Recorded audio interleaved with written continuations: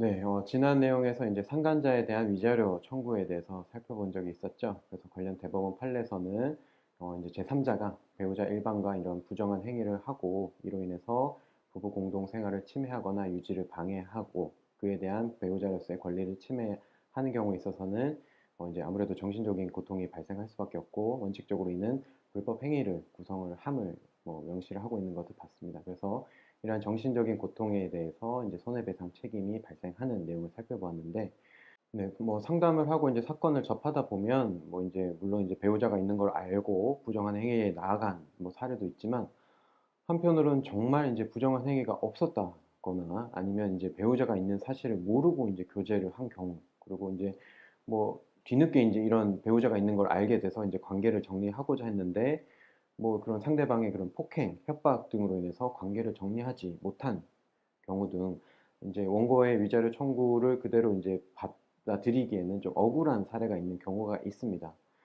따라서 이제 이번 시간에는 이제 상간자 위자료 청구가 기각될 수 있는 사례, 한편으로는 이거는 내가 이제 청구를 받았을 때 대응할 수 있는 방법에 관한 내용일 텐데 이런 내용에 대해서 좀 살펴보도록 하겠습니다.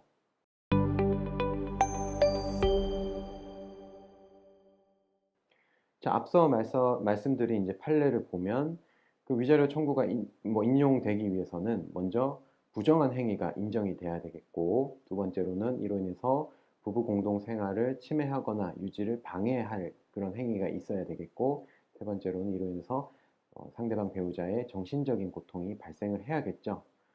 자, 이를 다시 돌이켜서 보면 부정한 행위에 해당되지 아니하는 경우라거나 아니면 이제 내가 이제 부부 공동 생활을 침해하거나 유지를 방해하고자 하는 의도가 전혀 없었던 경우에는 아무래도 이제 원고의 청구가 인용되기는 어려울 수가 있겠죠.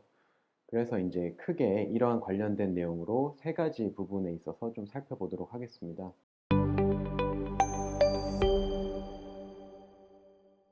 자, 먼저 부정한 행위가 없었던 경우 또는 이를 입증할 만한 자료가 없었던 경우에는 기각될 확률이 높아질 수는 있겠습니다. 단지 이제 회사 동료로서 이제 친밀한 관계일 뿐 그 이상의 그런 부적절한 행위가 없었다라고 하는 경우에는 이제 부정한 행위가 없었다라는 부분을 적극적으로 좀 해명할 필요가 있겠죠. 다만 이제 원고로서는 그런 정도만으로는 이렇게 청구에 이르진 않았을 겁니다. 대화 내역이라든지 아니면 CCTV, 블랙박스 등에 있어서 촬영된 내용들이 있었기 때문에 청구를 해놨을 텐데, 자, 예를 들어 집이라든지 호텔에 방문한 CCTV가 있었다라고 하는 경우에 당연히 원고로서는 이게 부정한 행위에 있었다라고 볼 수가 있겠죠. 그래서 따로 청구를 해볼 수가 있는데 다만 왜 방문하게 됐는지에 대해서 납득할 만한 사유가 있어야겠죠. 물건을 가지러 갔다거나 아니면 당시 이제 회의가 있었다거나 아니면 이제 출입하고 나온 시간적 간격이 매우 짧았던 사실. 그래서 어떤 부정한 행위가 이런 부분이 없었던 부분에 있어서는 적극적으로 좀 해명할 부분이 있겠습니다. 자, 두 번째로는 이제 내가 이제 상대방이 배우자가 있는 사실을 몰랐다라고 하는 경우이겠습니다. 이제 누구의 소개를 받아서 만났다거나 아니면 이제 클럽 이라든지 등등의 장소에서 만나서 이제 교제를 하게 된 경우 아무래도 이제 배우자가 있는 사실을 몰랐을 경우가 높을 수는 있겠죠. 자, 다만 대부분의 이제 상간자 청구에 있어서 이제 상간자가 대응하는 논리가 배우자가 있는 거를 몰랐다라는 내용입니다.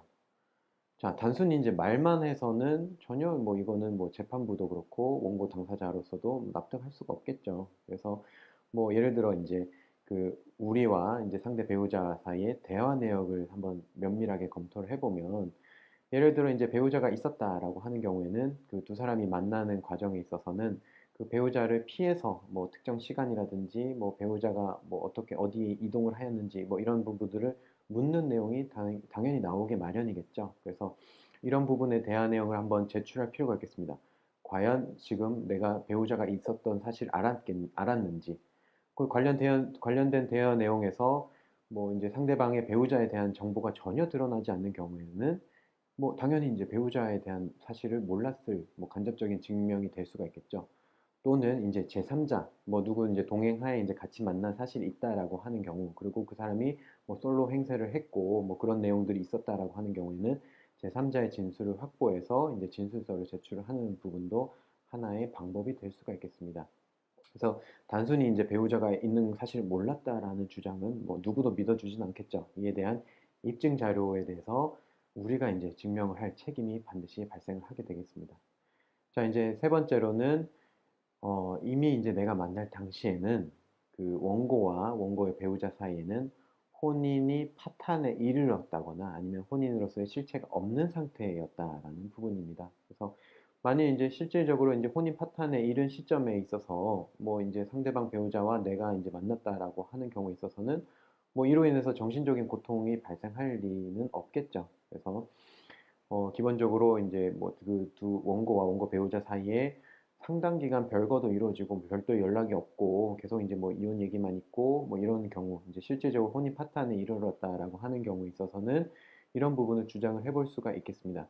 다만 이제 이러한 부분에 있어서는 이제 피고가 입증을 해야 되겠는데 만일 나의 입증이 부족한 경우, 즉 이제 혼인 파탄에 이른 사정에 관한 입증이 부족한 경우에 있어서는 당연히 이제 재판부로서는 이를 믿어줄 수가 없겠죠. 그래서 입증이 부족한 경우에 있어서는 이제 기각될 확률이 높으니 이러한 주장을 하기 위해서는 관련된 증거 자료를 확보를 해서 이제 제출하는 것이 필요하겠습니다.